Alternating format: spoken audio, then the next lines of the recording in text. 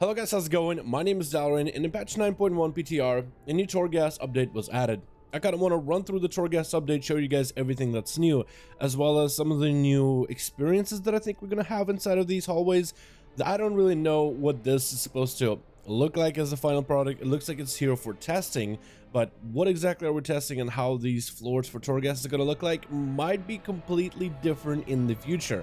So let's take a look at what we have here with the new Torghast testable experience. So first of all, you're going to start off with the one floor right now we have available for testing, and it's going to be upper reaches. I actually unlocked upper reaches level 9, and one thing you'll notice already is you mouse over the levels, you'll see a new debuff show up, 1 Torment. What could the 1 Torment be? Well, we'll take a look at it in just a second. It goes from 1 Torment on 4 and 5, for 6 and 7 is 2 Torments, 8 is 3 Torments, and 9 is even more Torments, jumping up to a Torments 4, with item low recommendation going from 195 to 200. So for us as a 226, actually on live 227 rogue nowadays, but on this character copy 226, we should be a-okay. Off the bat, when we zone into Torghast, you'll see a couple new tidbits. First of all, the actual Torment that's usually within the, I guess the upper reaches would be maybe where enemies do more damage to you, I think. Physical damage, I believe, has been replaced with here. And these actually look different than what were running yesterday. So these are kind of like new affix system added into Torghast called Torments. First of all, we have Volatile Doom. Enemies have a chance to leave a doomed soul remnant on death. After a brief delay, it explodes, dealing shadow damage immediately over 10 seconds to nearby players. So when we slay enemies, we will kind of want to avoid them. Then we have elite enemies periodically gain a reflective shield while in combat, reflecting all incoming spells for 5 seconds. Good thing we are a rogue, so we're not reflecting spells at ourselves. Raging, when a non-boss enemies are brought to 30% health, they gain 50 increased damage. Raging, just like an affix from Mythic Plus, as well as backup. Torghast bosses are granted a powerful ally to boost a system in battle, so now all these enemies inside of Torghast are a lot more challenging. So it looks like they got some powers of their own, kind of like how we pick up powers ourselves when we are trying to figure out what kind of character we want to play and how we want to build ourselves. So let's actually go on this Tower Sentinel. We'll see some of the aspects of his gameplay. So he should be able to get a shield from time to time, correct? He did get the enrage buff for a second when he got low. Like these Morats, you can actually see the debuff show up on them over their heads. They do 50% more damage. And there's the orb, the Volatile Doom with the soul and explosion. So that's kind of what that will look like. Above my Torments, there's actually a brand new bar, which is an empowerment bar. The higher this bar is, means the better you're doing inside of Torghast. The more enemies you're slaying, or the faster you're progressing through it. So it seems to give you some sort of a boon. Right now, the empowerment bar is only giving me slight movement speed, but potentially in the future, it could give me other benefits. We'll talk about a brand new way to customize your Torghast experience with the new Torghast talent bar, which I haven't been able to figure out how to bring it up on PTR servers yet. But there are some pictures and there are some tooltips available with it, so we'll take a look at it a little bit later. And also, as we head up to the next floor, this bar freezes for a second. Streak is paused. So I guess the idea is you want to maintain the streak, so you maintain movement speed, and you are dealing with as many of these torments as best as you can while trying to maintain your streak as high as possible. So maybe it seems like a speedrunner's dream to have like some kind of a mini challenge inside of Torghast. It seemed like Blizzard was trying to take away a lot of the time trial stuff from Torghast for quite a while, and it looks like I guess they added him back in to try to maybe give it more of a challenge. It definitely is an interesting take on Torghast. As an editor's note, it is technically true, the faster you go in Torghast, the better you do. But even players that go through Torghast meticulously killing every single mob and fully clearing a floor, apparently that also contributes towards the bar gain. So whether you're someone who is a player who likes to go hard and fast at Torghast, do a bunch of damage, or blast through it and gain through floors very quickly, or you're a player who would rather take your time, slay every single mob, explore every nook and cranny, collect every single power, free every single soul, apparently this bar also works for those players as well. Whether you're someone who likes to go fast or likes to go slow, being successful in Torghast in general is what allows the bar to gain strength and empower the character. So as I'm getting this boss, or I guess doorway boss lower in health, they actually start to get a little bit tough, so I actually have to think about when to use my defensives. That's interesting. We're gonna go with the grapple hook, gives us extra damage because that's the best one. And just like in the normal Torghast, when we head over to the floor 3, this is the buy floor. This is the same as before. So this part hasn't changed. There has been some change with the floors and how they work, but this one is about the same. You still have your souls on the left side and right hand side, power at the end, and then you have the vendor. And now what's different with Torghast is when you head into the 5th floor, this is actually kind of like the boss floor. Normally you would have floor 4, floor 5, and then floor 6 would be the boss floor. But it looks like you get to finish the boss a little bit quicker. The boss has quite a bit of health, and last time I fought mine, I either was underpowered on my character, or the boss health actually got increased. So then the fights last a little bit longer, and the pacing felt a little different. So the boss is going to have, I believe, all these Torments active as well. So it looks like Volatile Doom is applied. Oh, Mossworn Doubtcaller. Oh, so they have an extra follower. That's interesting. I don't really know who is scarier. I think Mossworn Doubtcaller is scarier here, so we're just gonna focus him down. I've never seen that mob before. Blessed Bolt. I feel like that's gonna be anything but blessed. At least he didn't take long to kill. Okay, so maybe in higher levels, this extra follower will be a lot more challenging and will be more of a priority. Trying to deal with the boss while also trying to deal with the extra helping ad. That's interesting. And you can see this boss is taking quite a bit of time. Maybe I'm a little underpowered, but I think these guys' health has been increased substantially, just so the fight doesn't seem like, you know, a 2 seconds and it's over, unless maybe I just didn't get the OP powers. And at the end, you get a run complete screen, and you can see the details. This screen usually fades very quickly, so I have to freeze frame for you guys to show you what that looks like. So take a look at the actual screen, which right now on PTR seems to fade away very quickly. Maybe in the next update they'll fix it. But from what we can see with this screen is it looks like after you kill the boss, the technical Torghast run that gives you Soul Ash is over. And you can continue on if you want to, or maybe this is where you can call it quits. And it looks like from this run, I got 4 gems out of 5, which means it's a 4-star run out of a potential 5-star.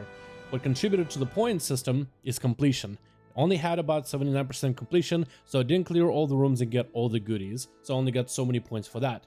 My time taken was quite long, and part time was also kind of long too, since I did AFK for a point of the video that you guys didn't get to see because of editing, and I got a set amount of points for that.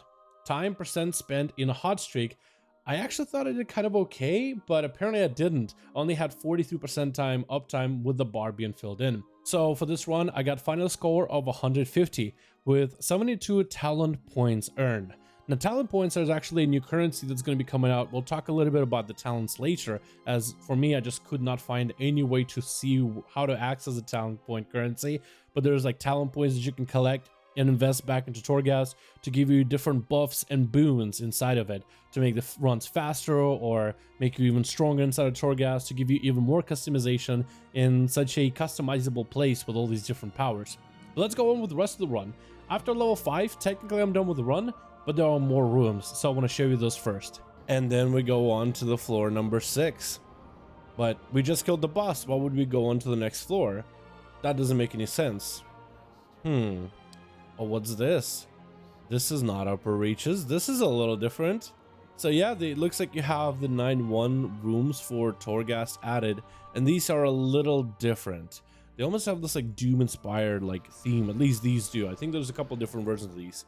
The name is also a little bit different. You have these floating cremators, for example, and soul keepers, which are kind of similar to some of the other mobs that Torghast has, but these guys do have different abilities. And then you get all these mobs, which seem to be a little undertuned. They are melting very quick. I mean, maybe that's just how they're balanced, and maybe they're just going to cast a spell if you let them live so long, but yeah, they don't seem to last long at all. But you can see they still have the same torments as before. So we're just going to continue on through these floors and show you guys some of the new, like, locations, I guess, like this room right here. Pretty cool looking. Oh, that's a trap room in a sense. The door just flew open. That was pretty cool. I don't think I've ever seen that before. There are these massive doors that you'll see, and those do open, and they will have goodies like in here. Are they goodies? Or a trap? Oh, a dragged. Interesting. But you can see a little bit off to the side here. A pretty cool environment. It's almost like some kind of a furnace of sorts. Massive pillars, big old skull hanging out here. It goes all the way to the top. Like, these look really good. Like, the art team did a really good job with these. Not gonna lie. Oh, already a boss room. Wait, is that how that was last night for me? Wait a second. I already got a boss room right there. Wait a second. And he's cool looking, dude. Look at him. Big old purple vault sentinel. So we have a different boss here on floor 7. Siphon loyalty. Oh, big old stomp. Oh. Okay, so this guy does a massive stomp. Fair enough. Cries of the Tormented, I believe, is either fear or maybe he summons adds. Soul Tormentor looks like maybe a front. No, he just starts making adds. Interesting. So this guy I've never seen before. This is a brand new enemy. And these ads are actually kind of overwhelming me. I probably can interrupt it, can't I? Interesting. I do like that mechanic. I actually kind of like this. And so this guy doesn't benefit from any of the other stuff. I guess because the bar for the what is it called? It's not showing up anymore. But my bar, I guess I lost my bar since it took so long before I fought the boss that it started to decay pretty quickly. So the boss doesn't get, I guess, any of the raging bonuses or reflective maybe. And once we kill the boss, there's nothing on him to loot for now, but that was a cool boss. And it looks like we have an exit, and this is the final exit of Torghast. So while we don't have an actual functional talent system for Torghast, we do have some of the tooltips for some of the talents you might be able to acquire, like being able to empower your soul remnants. Instead of just giving you plain stats, they can also give you stamina, taking less damage from traps, taking less damage from bosses. Has a percentage chance when you do die that it won't count against you, to get more runs in Torghast, more difficult runs in Torghast, a better score out of Torghast. We don't really still know what the score system is going to exactly be for. Maybe it's just like personal score that others can see and like competing against other players for the best possible score. But it's interesting. Like, they're adding some kind of a talent system, and hopefully we'll have some more stuff that's really testable in future patches. But it's kind of cool. It looks like Blizzard is putting in more effort into the Torghast stuff, and one of the things that I really like is, first of all, new rooms, new bosses, new enemies, but the biggest one is Torments. I kind of like what they're doing with Torments this time. They're very similar to affixes and Mythic Pluses, but they're more interesting than the original Torments that the game has. Enemies do X amount of X more damage and physical or magical to you. Enemies have X amount more health. You just take damage from the environment. Like, that stuff is kind of boring, to be honest. So racking up all these torments as you do future Torghast, let's say the higher levels you go, the more torments you have to deal with, those are gameplay changes. And some of those torments can even affect you. Like the other day, I did a torment where I actually had 10% more physical damage, but enemies around me also did more physical damage. So that was an interesting torment. Now, what they do with the scores, what they do with the torments, what they do maybe with the rewards that these scores can grant you, I feel like that'll be very interesting to see. And I wonder if the whole Soul Ash currency will still stay, because right now Blizzard is saying it will, but maybe after a little bit of time they'll change their minds about it. And it looks like getting your runs for Torghast actually might be easier, since you have to do a lot less floors just to get the boss. Let's say if you're just trying to get your Soul Ash for the week. These torments don't really slow down your experience that much. The bosses do seem like they last a little bit longer, but besides that, if someone literally wants to run through Torghast and get the minimum amount of powers and just kill the boss, maybe that's kind of what Blizzard is setting it up. But also, if you're someone who wants to do more in Torghast, spend more time in it, fight more dangerous bosses, collect more anima powers, and maybe do it for some sort of a score, that stuff can also be really, really cool. I actually find this kind of interesting, and I wonder what this is going to look like as an overall system in the future. But for now, this is what we have as of this moment of what the Torghast system looks like right now. Thank you guys so much for watching. Hope you guys enjoyed. Let me know what you think about these updates. And as always, I'll see all of you guys in another video.